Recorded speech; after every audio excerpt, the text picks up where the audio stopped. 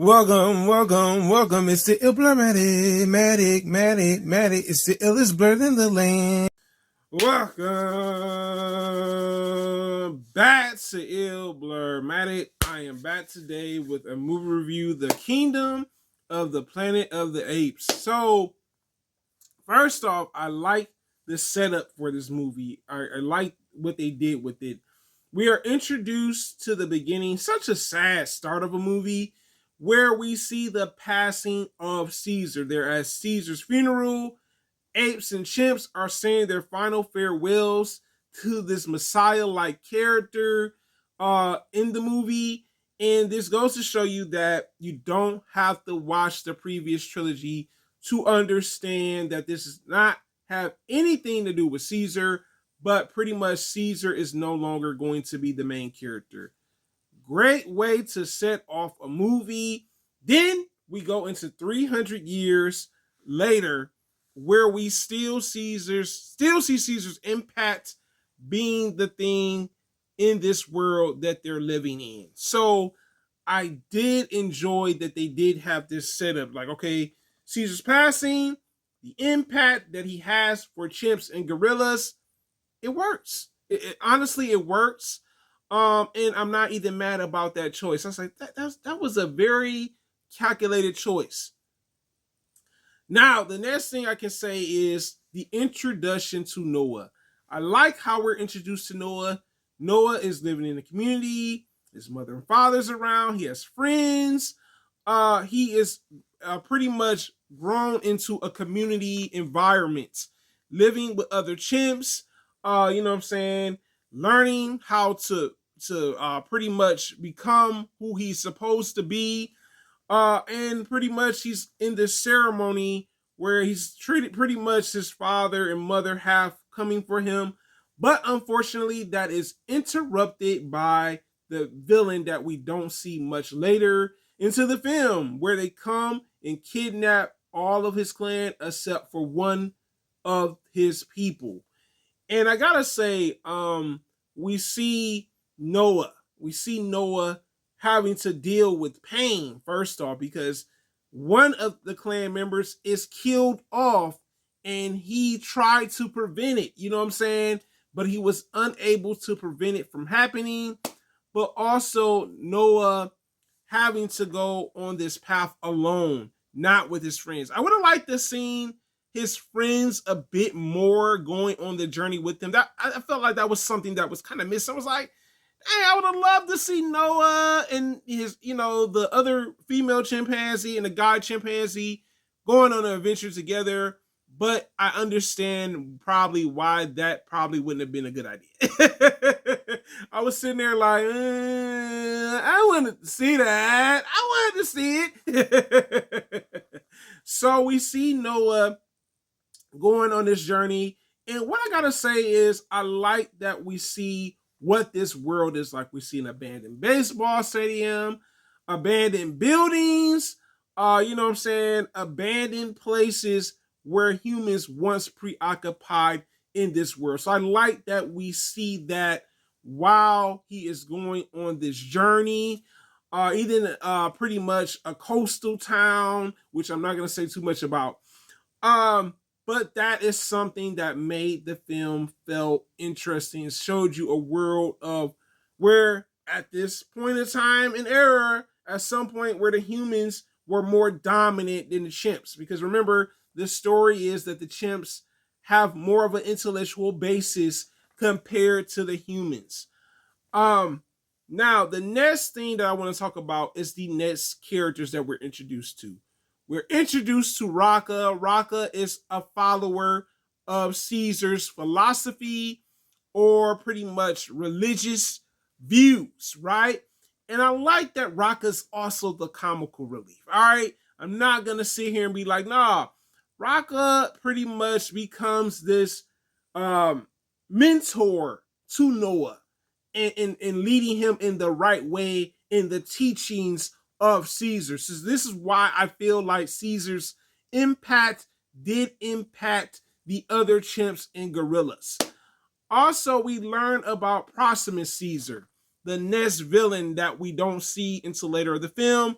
He is a part of Raka's previous clan. He was once a part of this clan or community, as they call it, and he strayed away from Caesar's beliefs. He's like this cult or religious leader that is pretty much darn insane. He's got this like complex, and he's got this insanity. He's like this genius, but in a twisted fashion. And I gotta say, I like what they did with this other character as well. We're introduced to Nova, another character that eventually trusts chimps and the orangutan and the apes. I like that Nova didn't have much of a dialogue at the beginning of the movie, because I think in a way it probably would have ruined what her character stood for, because Nova is pretty much two-faced. She starts off as this interesting main character that doesn't say much. She's a human. There are other humans in this world as well. But they were not misled, were tricked by Nova. You know, they're saying, oh, she probably doesn't talk. She can't say any human speech. No. Nova let it be known that she could speak, communicate, everything. It seemed like she was just playing a game, misleading Noah and also Raka to some degree, because pretty much she can talk. She can understand what they're saying. Very interesting. Now, let me just say this. Before I talk about Proximus Caesar a little bit more, I like Proximus Caesar. He's a very interesting villain. Like I said, he wants to be this next Messiah-like character, like a Caesar. He's leading these people, but also killing off these people. That's why I say he's kind of like religious. He's a cult leader. He has those tendencies. But also we see that Proximus Caesar doesn't trust humans. He's not like Noah. He's like, yo, I don't trust humans. Even though I have humans in my clan, I don't trust the few humans that I have here. And we see that Proximus Caesar was right all along. Even though Noah strategically defeated him, we see that he was right all along about Nova. Nova could not be trusted. Once Noah found out the truth, him and his friends, we see him take a drastic change on how he felt about Nova as a traveling companion. Yes, she may have led him to the coastal town where pretty much Proximus Caesar was, but she betrayed him in a way where you're like, you know what? She can't be trusted. You can't trust her because she'll stab you in the back at any given second, you know, for what she wants, right? And I like that they set her up as the secondary villain for this movie, because I was like, you know what? This works. The other thing that I enjoyed about this movie is the CGI. The CGI really works. I like that the CGI looked really polished, meaning that it looked realistic, all right? I like with the eagle. The eagles looked very real in this movie. I like what they've done with the chimps. Each chimps had their different features within the movie. Even the gorillas. The thing I can say, I mean, why hasn't this Planet of the Apes, why hasn't this won an actual Oscar for visual effects? I'm confused. I'm just like, what? They've never won a visual effects award? An Oscar? Ah. But let's talk about the things I did not like about this film. First off, it was a longer film than I anticipated. And maybe it made sense. Once I saw the second half of the movie, I was like, okay, the second half of this movie focuses on Nova a bit more to kind of set up her character, because we may see her character in the next Planet of the Apes, well, Kingdom of the Planet of the Apes movie, and that works, all right? I was like, okay, maybe this is why they made this a bit longer, to flesh out her character a bit more, and that works. Now, the next thing is something that I honestly wanted to see more, and I've talked about it before. I would have liked to have seen Noah go on this adventure with his friends, build up their characters a bit more, learn about their intentions, their beliefs, and everything. And unfortunately, that was not the case. But I was like, oh man, that'd have been great to see. Now, let me just give my rating. Kingdom of the Planet of Apes is a A- for me.